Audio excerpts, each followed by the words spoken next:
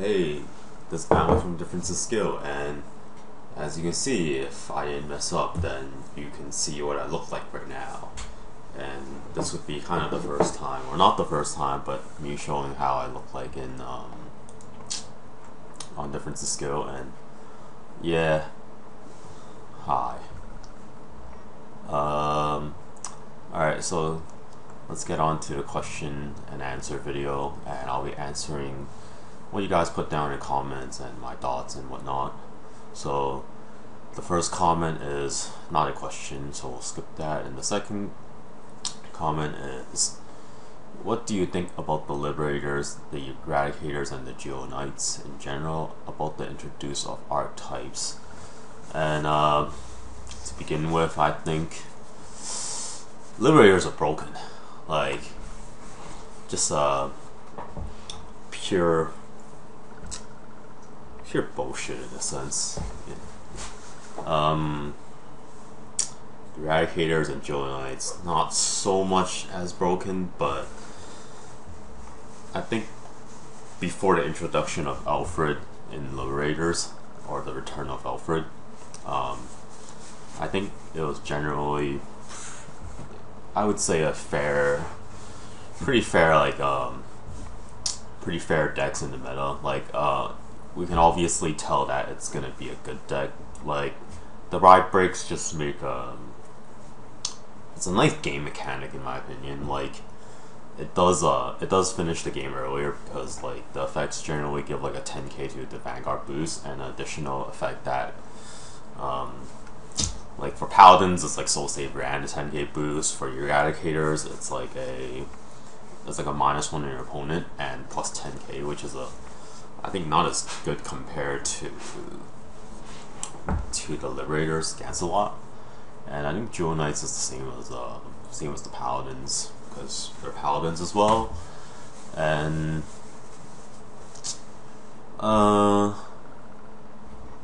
yeah, generally speaking, I think Liberators are really overpowered due to Alfred being I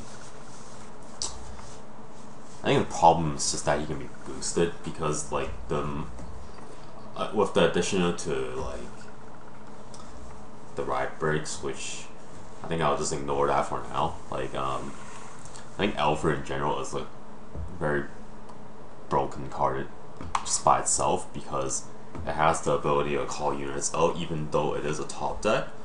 But like, generally speaking, in Liberators, all the cards are pretty good.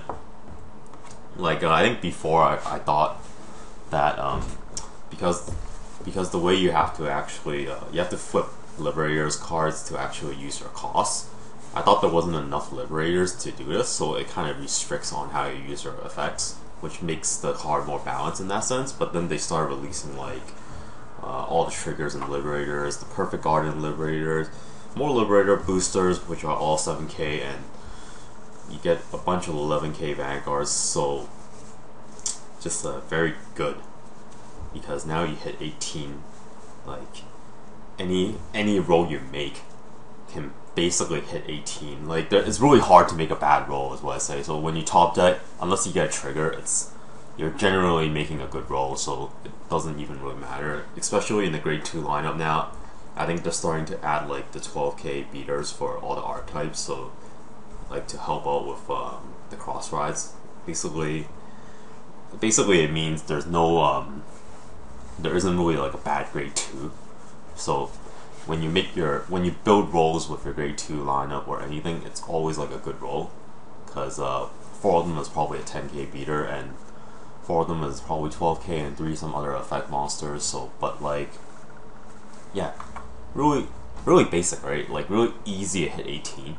Like, the hardest probably being the 10k and the 8k put together, but like, I don't think that's very hard either, because you only need one roll actually built specifically like that. And like even though with the archetype introduction, that forces you to use more like of the same archetype as cost, it doesn't really get in the way of you guys playing 8k boosters. Like, you might play 3 now instead of 4, but it's you would still play it because I feel like it's necessary in the game, and like with 3 in your deck compared to like all the other liberators, it's not gonna really get in the way of your cost, like using your cost. But like you don't really have to worry about like, oh no, I don't have liberators to flip on my damage because all 3 of my AK booster went to the damage. So, well, if that's the case, then, which is like very unlikely, then I guess too bad, right? But very unlikely that stuff happens, right?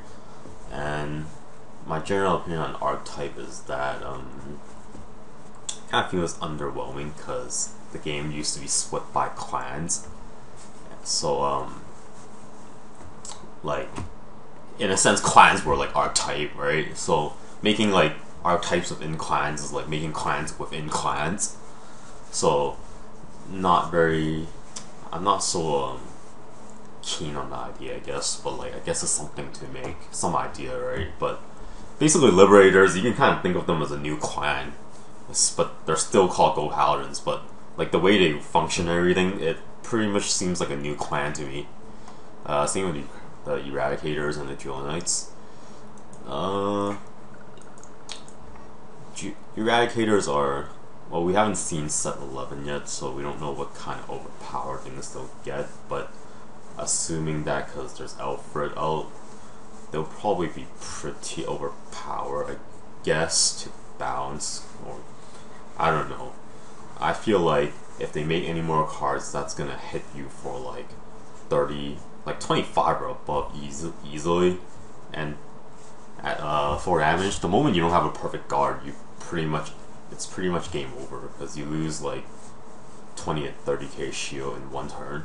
But see, like I kind of don't like the idea of that because Bushiro's trying to speed up the game, and I can see that with the ride break mechanics. But like if you make regular cards do that as well, it doesn't really matter if you ride break or not.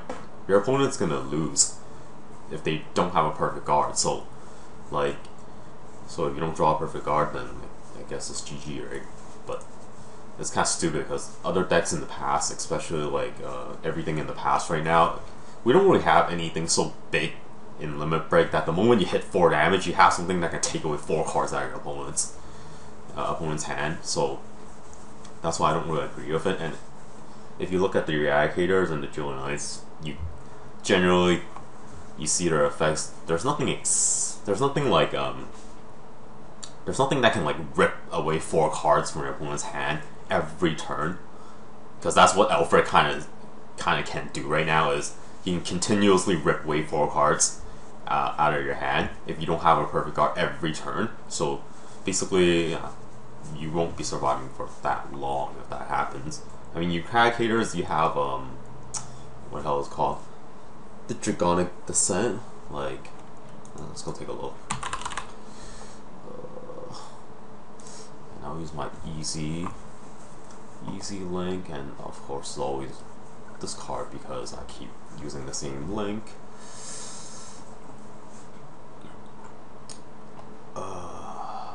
Dragonic Descent. Oh, is that a new card? Oh. Okay, that's just the ride break card for the Royal Paladins. But if we look at here we go. Dragonic Descent. Counter boss 1, choose 3 cards of Eradicators in their name from your hand and discard them. At the beginning of the cold step of the battle that this unit attack did not hit, you may pay the cost if you do stand this unit and gets critical +1 until end of turn. This ability can only be used once per turn. And the other ability is counterblast 2 cards of Eradicator in their names. This unit gains 5,000 until end of turn. So yeah, like I mean, this card, like you can only really use this effect like twice, I think. And the second time you probably won't be able to use it with the 5,000 bonus boost. And basically, if you use this 5,000 bonus boost, your whole game you don't have enough cost to do other effects.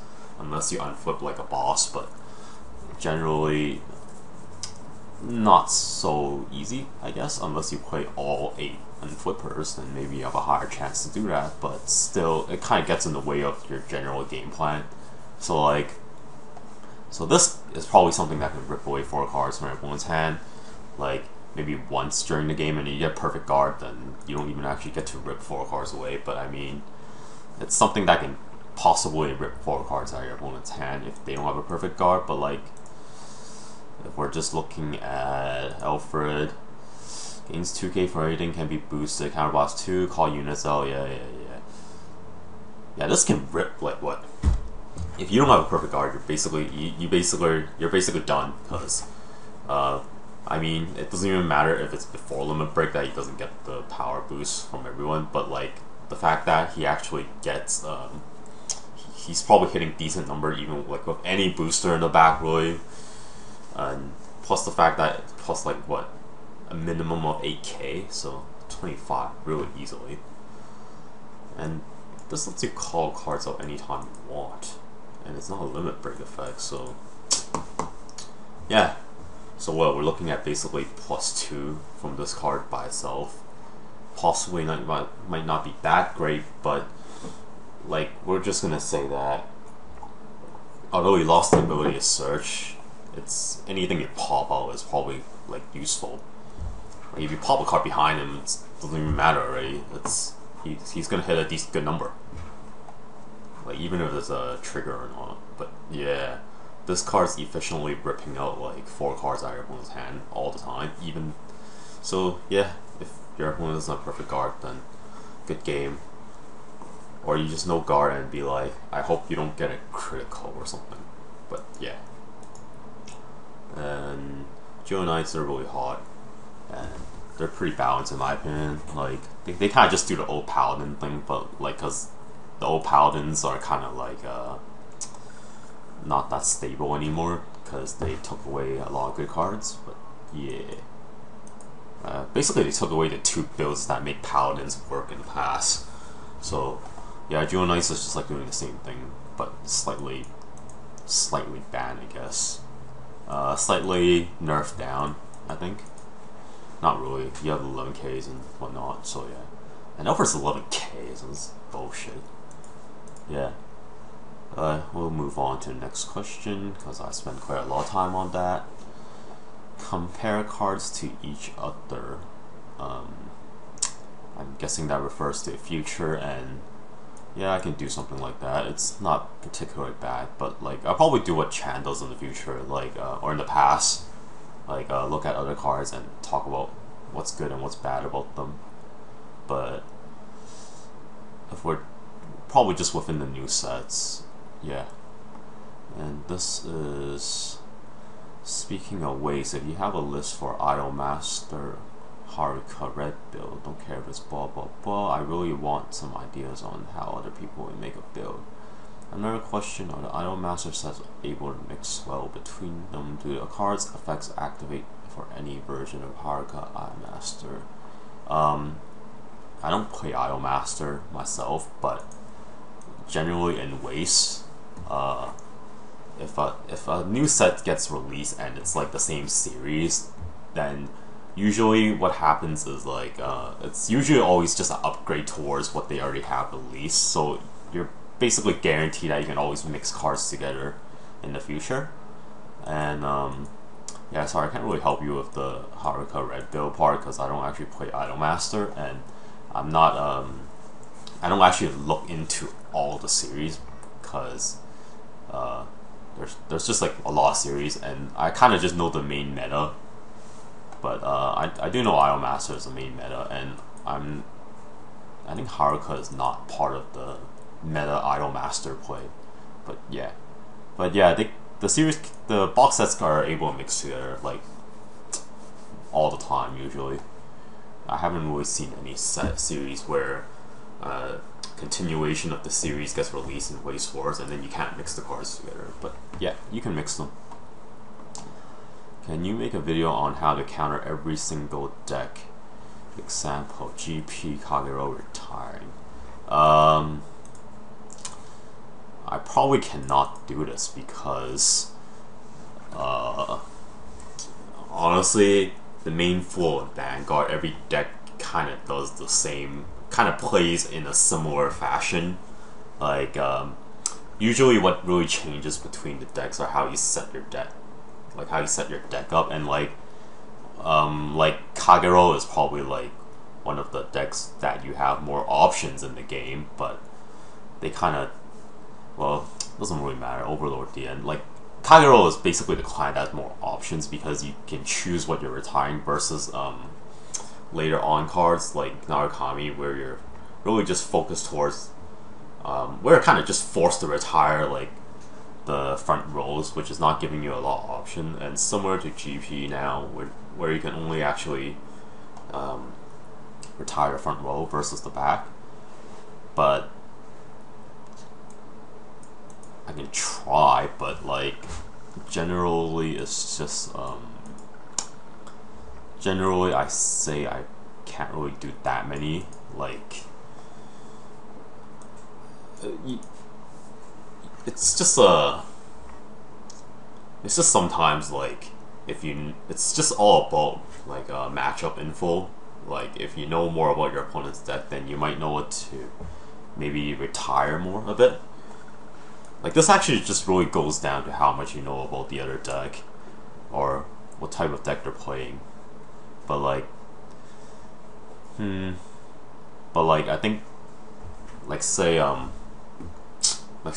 Pale Moon and you're playing a Sarah build against like, or someone's playing a Sarah build, you're playing, let's say Kagero, because Kagero's good, but I mean generally they focus on a lot of field setup and you can't really stop on how they actually set it up, but you can kind of retire a weird guard, like maybe they're level 3s, because it's very important. The level 3s are more important to be on the field in a Pale Moon deck.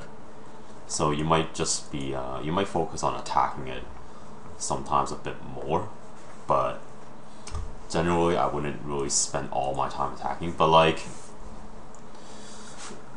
because if you know your opponent's, like after a few turns, when they start accumulating like grade 3s in their hand, it really loses the, it really starts to lose the purpose of actually like taking out the grade 3s at that point, because Pale Moon is actually like one of those decks that do kind of have ways to take out their grade 3s from their deck, even though it's a bit more harder.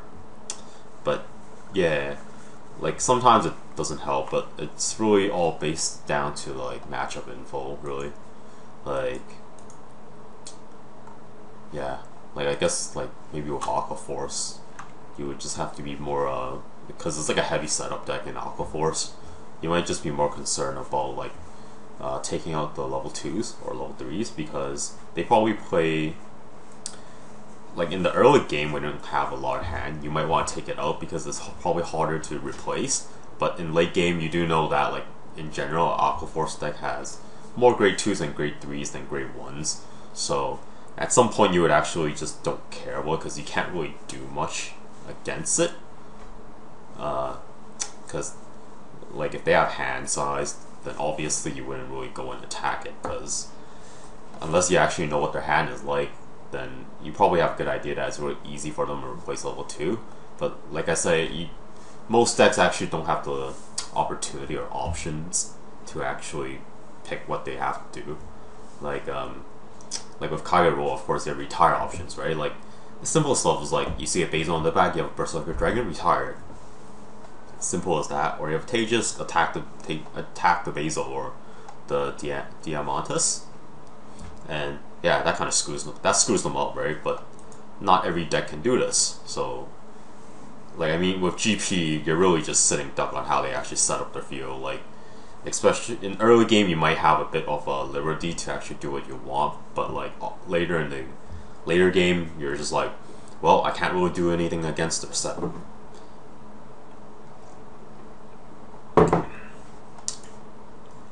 But yeah, it really goes down towards match info, like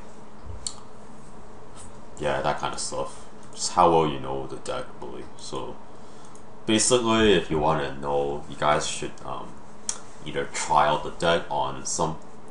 I guess you can actually, because Beyond's gone now. But I guess if your friends has the deck, you can borrow it and see how they play, and then you basically kind of know how they function. Or if not, you guys just have to go on Wiki and kind of read it up, or go on threads and forums and see what people say about different things of what the clan does, right? But yeah, generally a lot of clients kind of do similar fashion stuff, so it's kind of same tactic here and there all the time. Never quit Vanguard. I can't guarantee you that, but I'm not quitting anytime soon at the moment.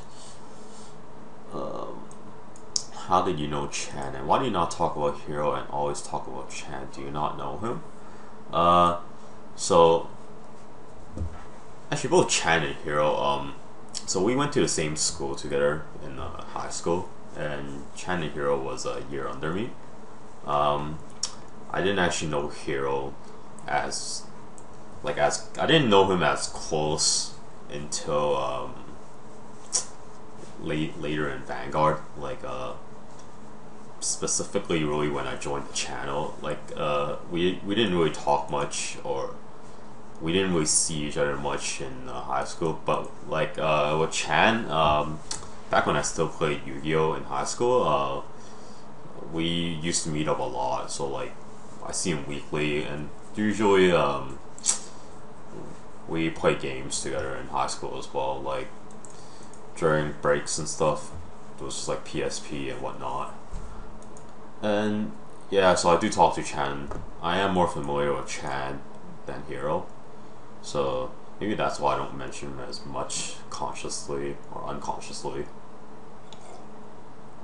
But yeah, I do talk to Chan and Hero quite a lot nowadays. But yeah, and yeah, that's kind of my relationship with them.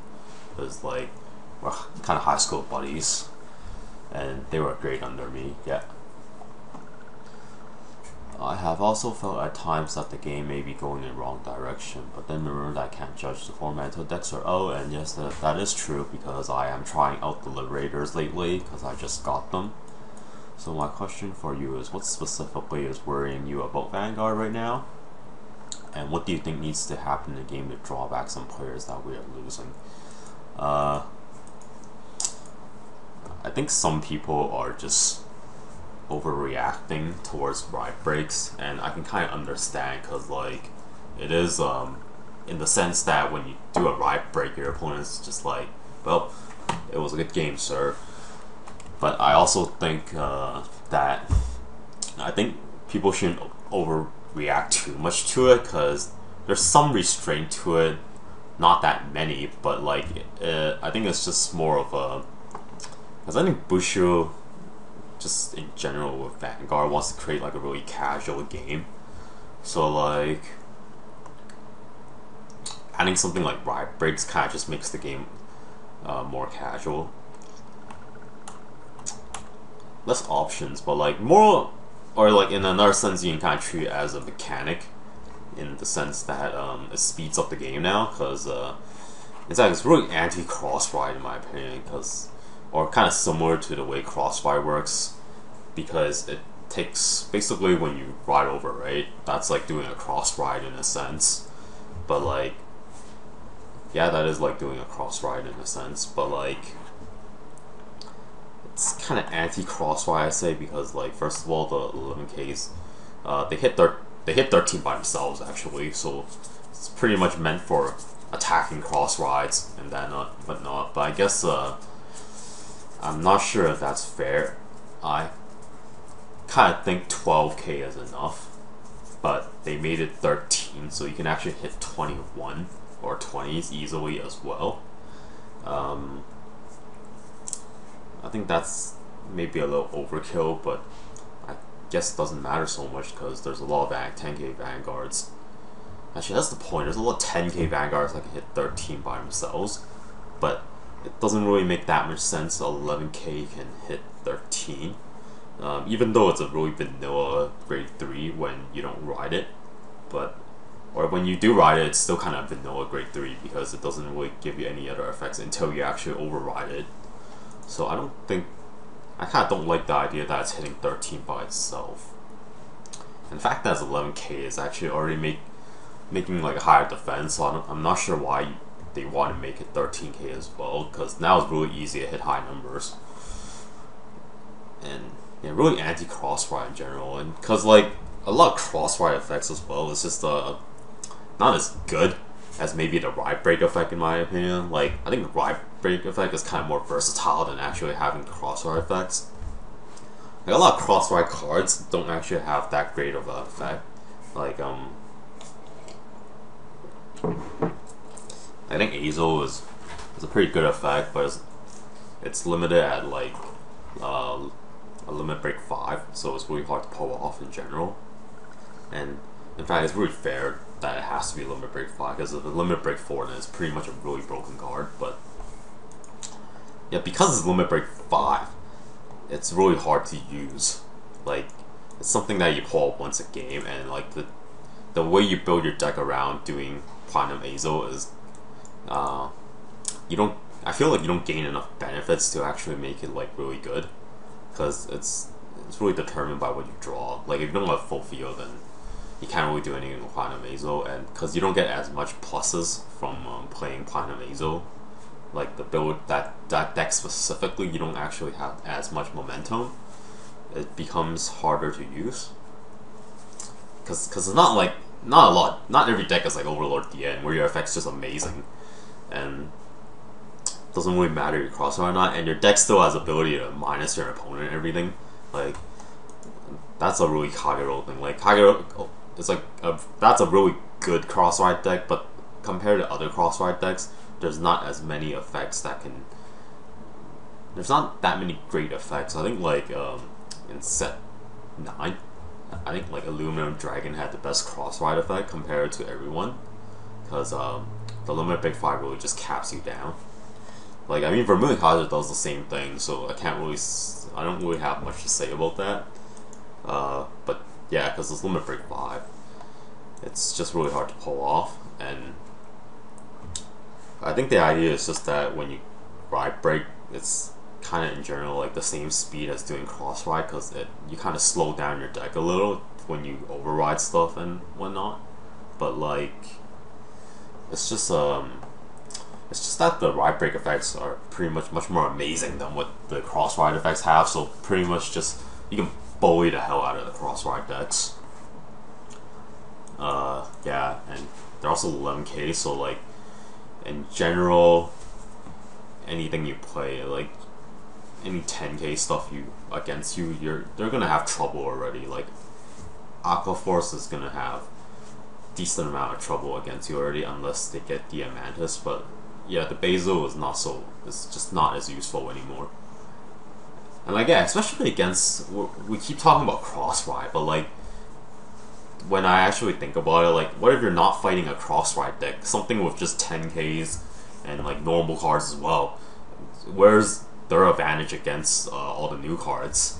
It's just I don't feel like it exists that much. Like of course I haven't really tried it that much yet, so I can't say too much about it, but the way I think about it is just that like play any of the new archetype clans, or especially Liberators, your numbers are so good already. A regular 10k is just regular decks without cross rides. It's just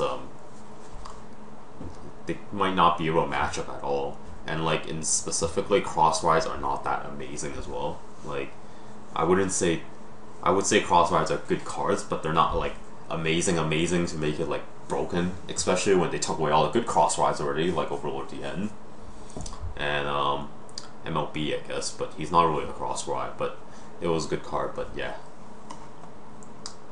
anyway, moving on. So that's pretty much kind of worrisome about Bangor, is that because they made the archetypes really good, especially we're just talking about, let's just zoom in on Alfred a bit, being if they're gonna make more cards that can just take away like 4 cards out of you if you don't have a perfect guard, then like it's really easy for me to imagine that all the decks that from set 1 to 9 might just become obsolete.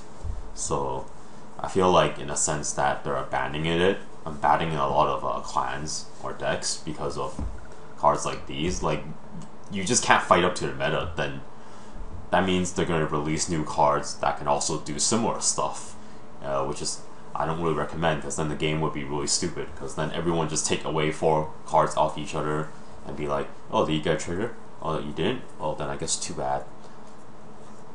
But yeah, that's the general consensus, especially with archetype as well. They're gonna make like, I'm hoping they don't actually go through the process of making archetype for every clan, because then everyone will have to replace all their cards, meaning you have to buy new cards for everything.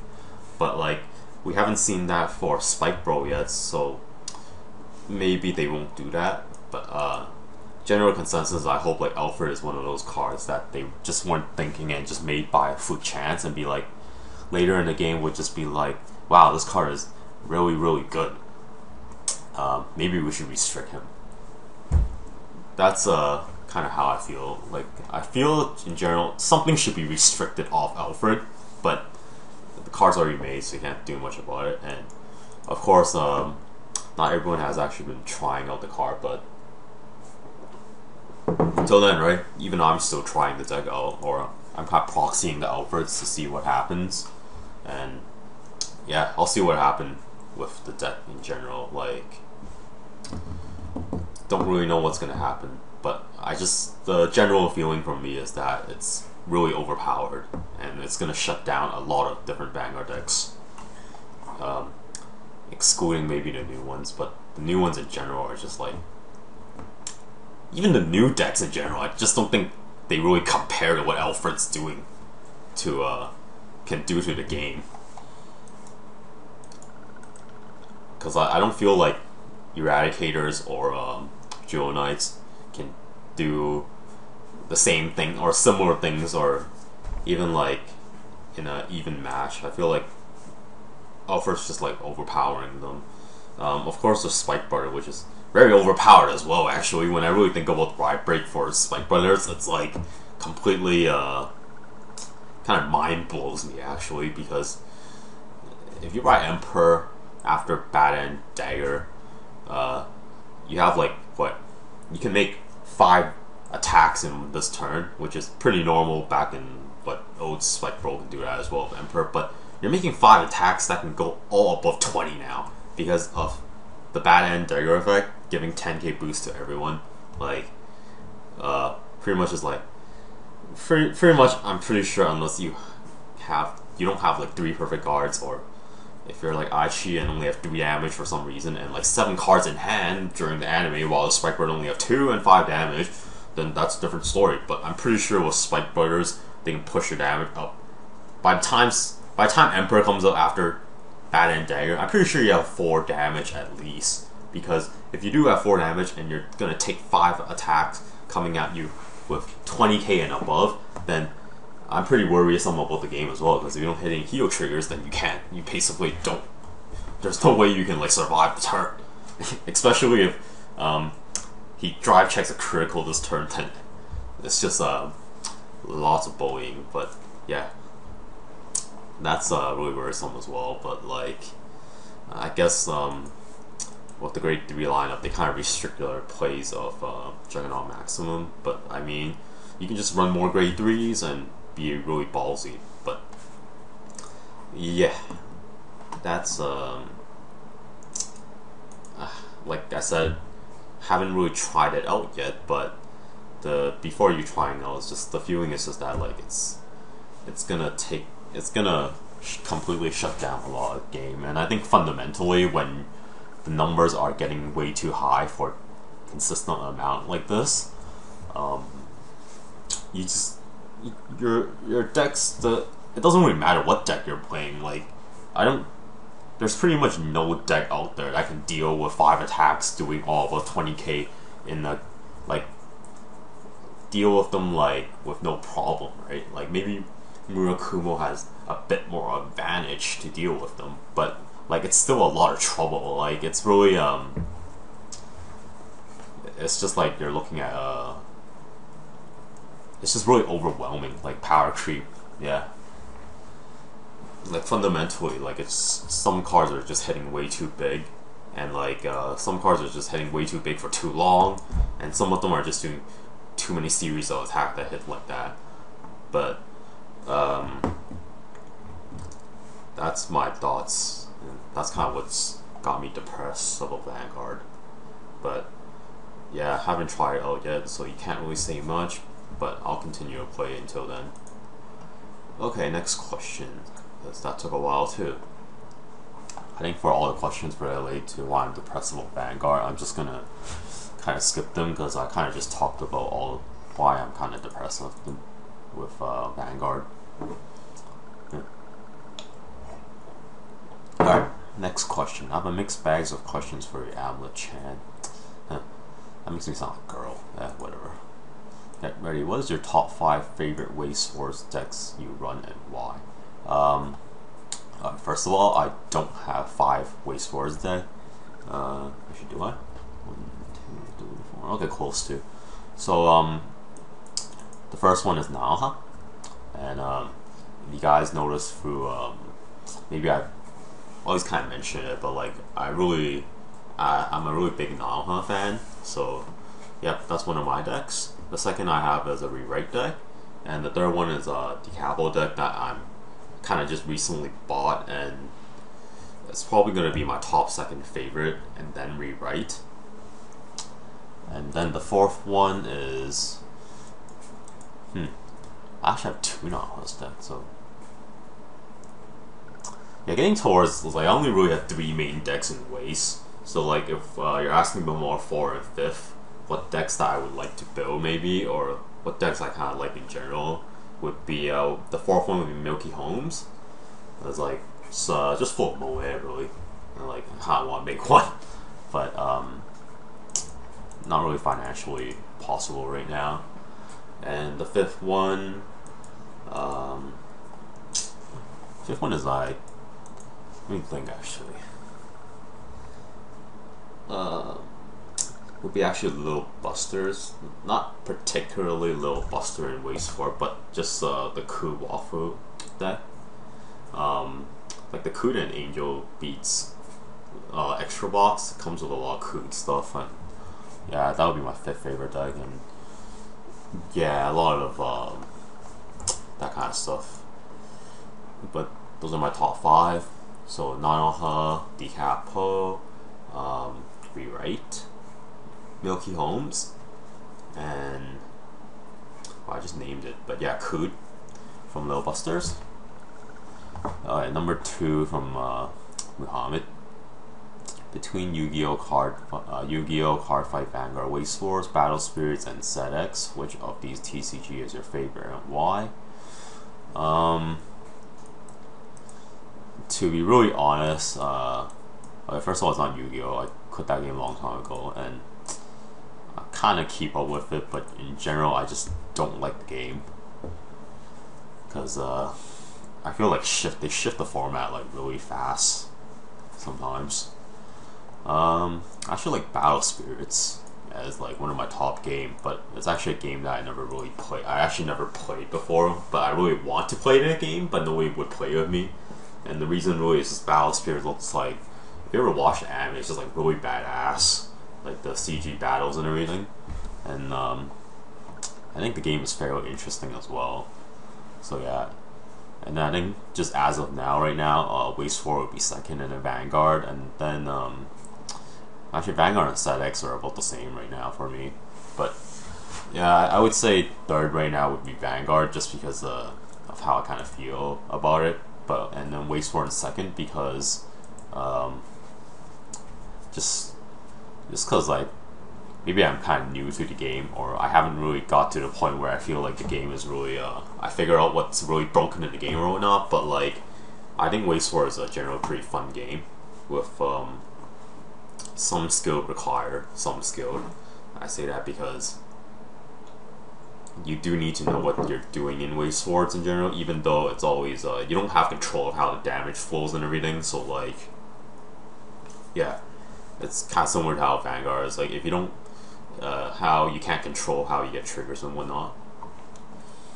And set X at 3rd, no, at 4th, because while I do like the game, I kind of do enjoy Vanguard more than ZX actually, even though while I'm depressed about Vanguard, and I think ZX is pretty fun as well, but like I think I would still rank Vanguard on top of ZX at the moment, and Waste War on top of Vanguard at the moment as well, because just being depressed. But usually think 1 month ago, if you asked me, it would have been Cardfight. It would have been Vanguard, and then Waste Wars, and then ZX.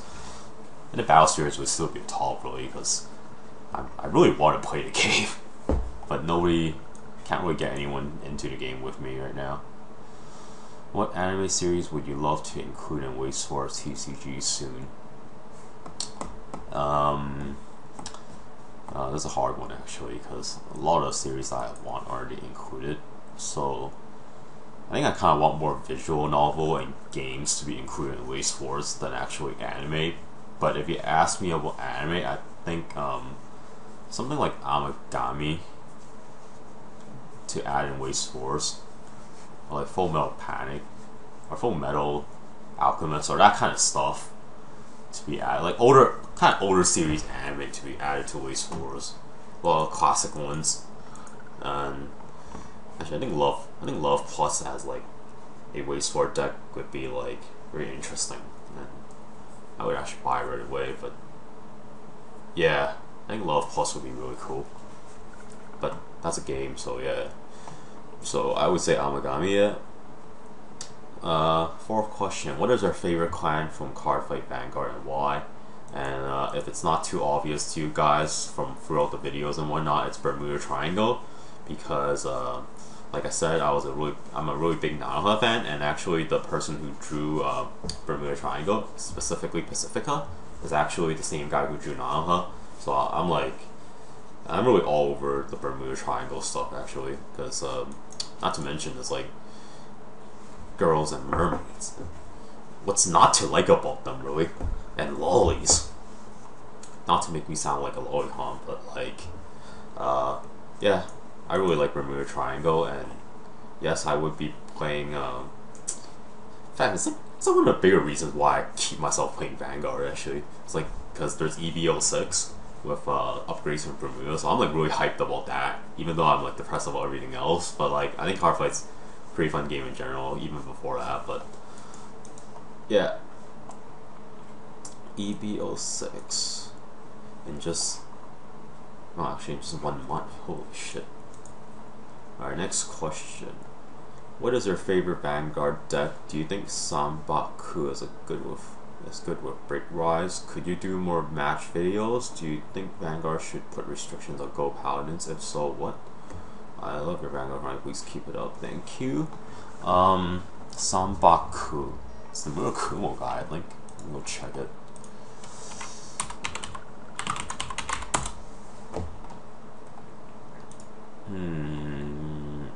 Yeah, I don't know every card, or I know most of them, or I kind of generally know what they are, but sometimes not really specific. So it's 11k Vanguard, so that's good.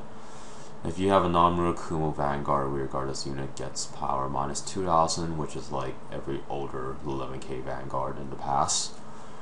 At the beginning of your opponent's ride phase, if your opponent's Vanguard is grade 3 or greater, your opponent may choose one card from their hand and discard. If they do not, your opponent cannot normal ride during that ride phase. Oh, so it forces your opponent to actually -1 when they ride break, or cross ride in general, actually. It's actually a bit more versatile than I thought. You can actually use it against cross rides as well. But I would say let's see, traditionally, I kind of like the idea, because it forces an opponent to be like, they have to -1 if they want to do their cross ride or the ride break. But at the same time, there's just no other effects this card has that can benefit the deck. Like, even though I know that in Murakumo there's actually not too many options besides playing the Ride Chain, or playing the Mandela Lord, or the Shiryuki. I think you just wouldn't put yourself through the trouble of actually having a vanilla Vanguard versus having maybe the Ride Chain or a Shiryuki or that kind, because it's also because not every deck you play against will be a cross ride or a ride break, but I guess later on I think it'll be I can't really say it's good, but it's also, I think, rather useful, because it does force your opponent -1, but it doesn't but in the end, it doesn't improve your own situation really, because unless you survive the turn that they ride break and everything, then you kind of have an advantage afterwards. But like, still, in the general consensus is like, if you can't really survive the ride break, then this doesn't really help you. So usually I would say having the higher defense with Shiryuki or Mandela Lord, or having the ability to calm word units out and attack afterwards, you surviving, that's probably more useful than actually minusing one on your opponent and then having a vanilla effect. So unless you have so you can't really do as big of an attack sometimes afterwards. Yeah, I would say this is kind of mediocre. Just it's runnable, I guess, but not like. I think I just wouldn't run. I would prefer the ride chain or the Shiryuki over this. Could you do more batch videos? I do that weekly, so yes, I can. And sometimes I can't really do more because, like, I think I can do them weekly for sure. But if you're asking me to do it more than the weekly amount, then that would have to probably come when I have a break off school or whatnot. So yeah, and put restrictions on Gold Paladins. So what?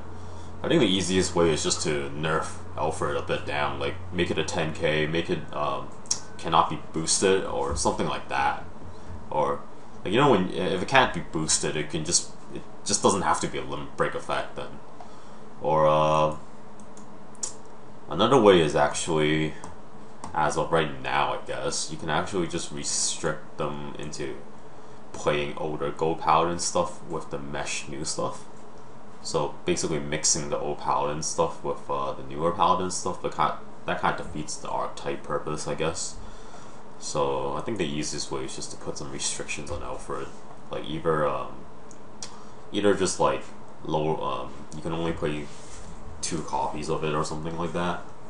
But yeah, you should do a new segment called My Thoughts on New Clans, Brick Rides, Current Cards, Other Card Games, etc. etc. Basically what you're putting on this certain topic. Also, basically more videos on me ranting and stuff. Yeah, I can do that. I can try and find some time to do this, actually, whenever there's new content, I guess. But I guess right now there's not really new content since everything is kind of revealed already, and Set 10's actually out next week, so basically you guys can see everything, and I probably actually have all the decks to show by when Set 10 comes out. And what is this? Card. He plays English. Card. Why do you play Japanese and not English? I play both, as this guy has already answered for him. And why do I play Japanese? Because I actually started playing Vanguard back with Chan and everyone in the Vancouver community. I just moved to Toronto after I hit university, or about that time, so then I came over here with my Japanese deck and everyone plays English, so I got an English deck eventually. But there's a kind of a nice community of people here that plays Japanese as well, or actually the community I go to, they don't really care if you play Japanese as long as it is in the same format as English. So generally people generally I kind of like the Japanese card quality more as well, and it's kind of cheaper than English in general. So yeah, I usually just build the English deck that I take to tournaments and whatnot. So yeah. Client analysis. I know Chan made one already, but it'd be nice to see an updated one. I'll basically compare all the clients.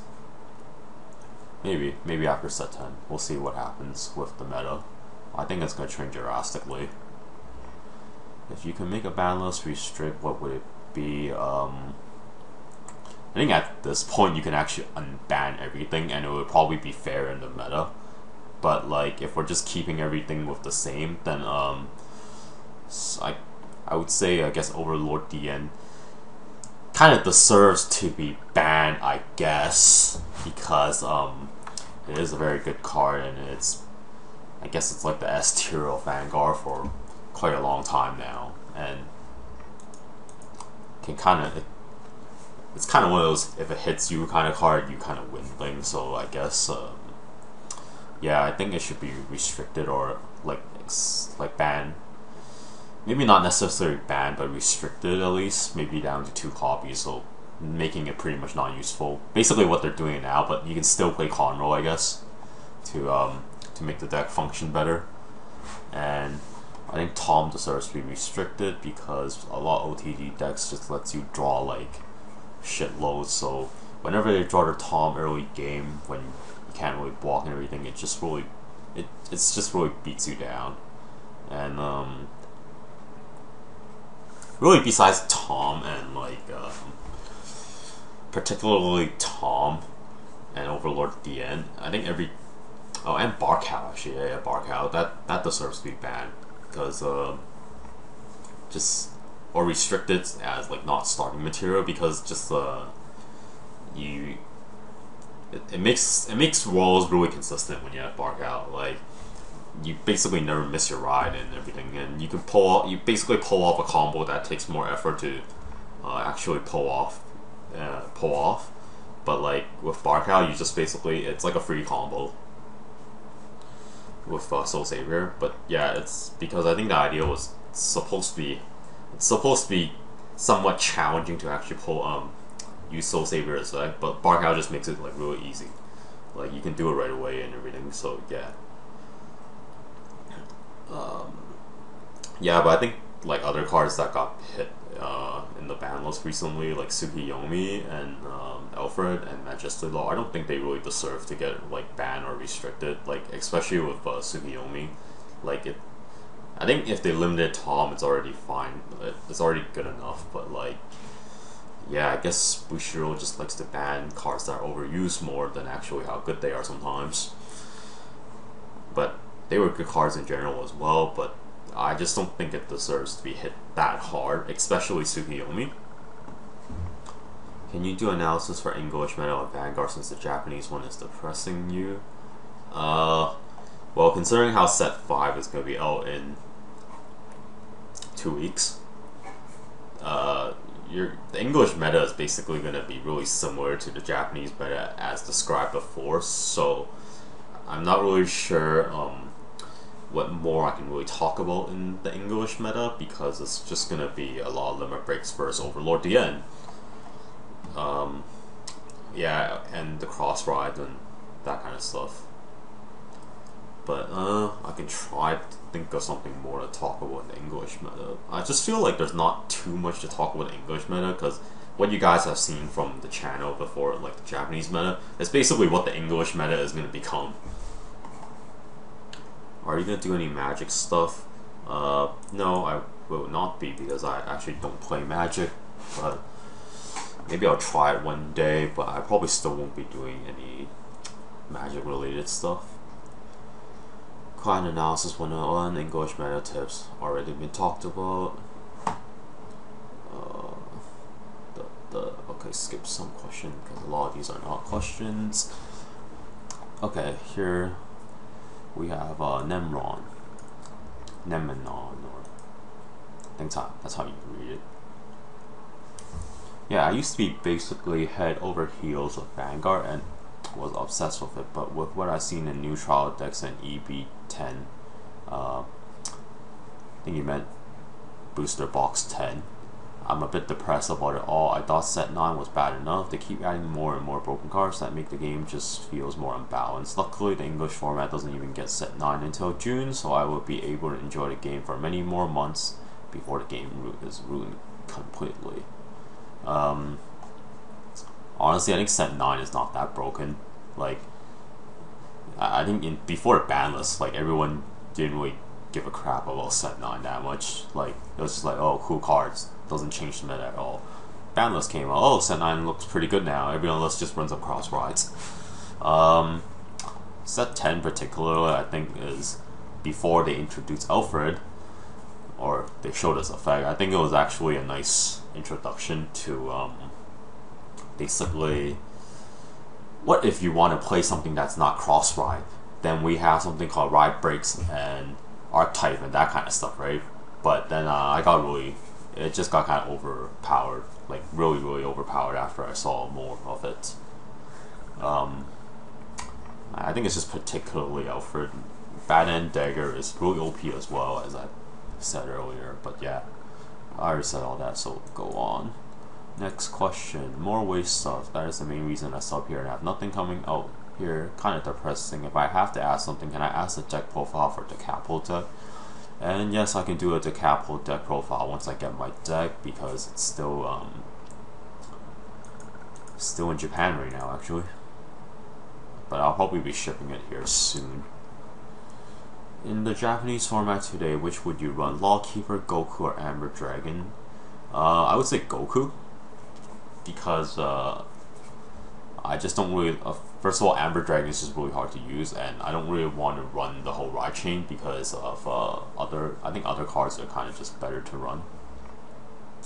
Lawkeeper I don't really like, but it's a decent card because it's actually not bad, because it minuses 1 on your opponent when you actually hit Limit Break, but I think Goku's just a bit more consistent because I get to choose what I retire when I get my Grade 3 checked, and even though it's a 10k, which is basically the same as Lawkeeper in that sense, then I'd rather run Goku because I have more options in what I can retire and screw people over. Waste War would be cool.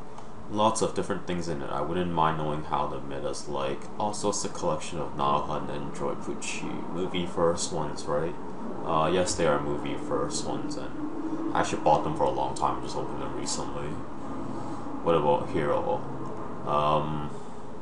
I'm not sure if he made a video about what he's doing yet, but all I know is that he's gonna be playing Yu-Gi-Oh more, but he's still gonna. Basically, he's just gonna take a break from Vanguard. Not sure if he's quitting or not actually, but he'll still do the blog stuff and talk about Vanguard stuff. But I know he's playing Yu-Gi-Oh. Next question. What do you think of the new internal idol Pacifica? Hot as fuck. Or yeah, I'm over it. Like, just thumbs up if for Crossfire Pacifica. Like, I'm really hyped about it, and I think there's actually like a rumor effect on Wiki, and it looks pretty good actually. Fairly balanced in my opinion, but it's just a rumor effect, so we don't know what's gonna happen. But yeah, I like it. If you have to rank the girls from Vanguard anime, who would make your top 10 and why? Wow, actually, are there even 10 girls in Vanguard anime with like? Because it feels like all their main relationships are like between guys in Vanguard anyway. But so my top one would be the Pale Moon girl. I think it was Asuka. Yeah, she's like really hot, I think. And then probably after would be Misaki, and then Corinne, I guess, because that's pretty much like all the girls in Vanguard. Unless you count like the different lollies, like Aishi's sister and her friend, and the other idol, I think, Rekka. Yeah, pretty much. That's like that's pretty much like all the girls in Vanguard. Really, I can't even count. I can't even like name 10. But yeah, Asuka, the person that plays Pale Moon, number 1. Just I really like the blue hair kind of, and why do I like her? Yeah, I just don't really like Misaki. She's a tsundere, and I'm not really like a fan of Tsuns. Which is kind of the same as Corin, because she's also a tsundere, but yeah, I don't really like tsunderes. When will Set X be out in English? Never as of right now, because I don't even know if Broccoli would actually make English release. Because Set X actually feels like one of those like more low populated Japanese games that kind of just stay in Japan. So unless it gets really popular, they're not gonna think about like a North American release or that kind of things.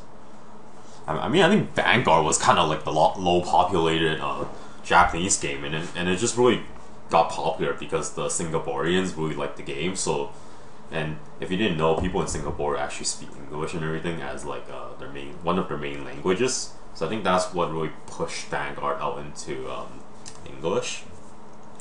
So I'm not really sure if Set X would get that kind of treatment, like unless people really like it, but we'll see. What do you think about Gold Paladins in general? Are they overplayed, overpowered, overestimated English meta? Do you think it would be changed after BT05? So I guess he's talking about current Gold Paladins. So pretty much, yeah, it is overplayed. I see like I think like out of 10 players that you would generally find in North America, like at least 7 of them would be playing Gold Paladins. I wouldn't really say they're overpowered because, just because I think there's other decks that can actually match up to Gold Paladin, but because there's so many Gold Paladins players, it's kind of just generally, like you would expect, like in a tournament, if you see like 80% people playing Gold Paladins, it's not so surprising of Gold Paladin top, right? But like, so I don't think it's really overpowered, because I think stuff like Spike Brothers, Kage Roll Paladins, they're just as good as Gold Paladins. But like kind of less players play it, so maybe that's why you don't really see it. Because yeah, it is overplayed deck, overestimated. I don't really check the forums and whatnot people talk about, but I guess just the locals that I travel to, some people are just like, it's like, damn it, it's a Gold Paladin player, or I feel like there's a lot of hate for Gold Paladin players sometimes in Vanguard like meta, in the English meta for sure. There's like people just like, I think I've seen like on Facebook forums or whatnot, people are just like, it's like, I'm not sure if this person knows how to play the game or just sacking really hard with Gold Paladins, but I mean you can sack hard with any deck, right? But yeah, I think a lot of people kind of don't like Gold Paladins. Or that could be the reverse, because I mean it's very overplayed, right? So I guess a lot of people like Gold Paladins, but I feel like there's just a general consensus that people kind of don't like Gold Paladins sometimes. Do you think it'll change after BT05? Definitely, because from what we observe in Japan, like the Japanese meta, we already know that Overlord DN and MLB and OTT and them, that kind of stuff, they're like top tier. Yeah, especially it's just like overplayed. I mean, OTT is fairly good when you still have like 4 Tsukiyomi, 4 Toms and everything. Nothing bad about it. I guess it's just because Tsukiyomi is expensive to build, even now. What is your favorite clan and why? Bermuda Triangle, and I already said that. And the reason why is I already also said that because like my favorite artist is just in there, so yeah. And a lot of good looking cards. And this guy asked the same question twice. And also suggestions would be Vanguard news of what is going on in Japan and North America. What? And also suggestions would be Vanguard news of what is going on in Japan and NA. Okay, so I kind of just talked about what's really going to happen to the Japanese meta, or what I think is kind of wrong, or what's going to happen. And the North American is just basically once Set 5 comes out, where Overlord DN and MLB would be out, then it'll just get dominated mostly by Overlord DNs and that kind of stuff. I think unless people don't really like it, or I think it's a popular deck still because it's just so good. But I mean, I think MLB may be underplayed because I don't see that many Royal players, or not as much. So I think Gold would probably just stay like a lot of people play it because they already have the deck. And I think for everyone who has a Kage Roll deck, they'll just put Overlord DN. And yeah, unless people really like bandwagon and like they really hate everyone wants to go anti-meta, but basically your anti-meta for Overlord DN is like Overlord DN, or you play some Alfred Beatdown or that kind of stuff. Yeah. Next question, show your face, and I already am. Next question, blah, blah. These are answering older questions. Okay. The next question is from the Jin Jesus. Okay. Are you going to play Yu-Gi-Oh now? If you are, show some of your reviews, points, ideas, opinion on the game. If you do, we'll play Yu-Gi-Oh.